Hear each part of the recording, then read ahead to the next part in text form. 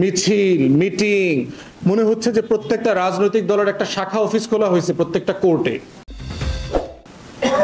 এটা একটা আজব জায়গা।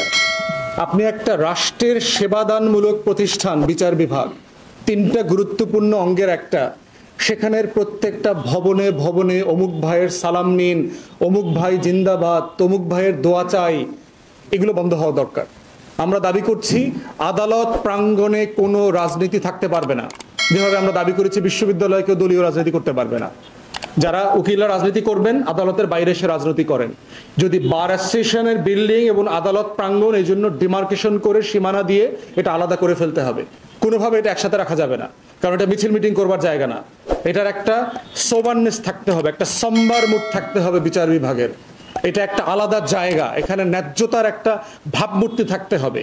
এখানে হাউকাউ করা, চিৎকার চেঁচামেচি করা, এখানে বাজার বানায়া আড্ডাবাজি করা, টং দোকানের চা খাওয়ার জিনিস আদালত পাড়া হইতে পারে না। এটা পরিবর্তন করতে হবে বাংলাদেশে। প্রত্যেকটা আদালত পাড়ার আপনি দেখবেন পরিবেশ, টয়লেট, মানে মনে হবে যে আপনি একটা রাস্তার বাজারে আসছেন।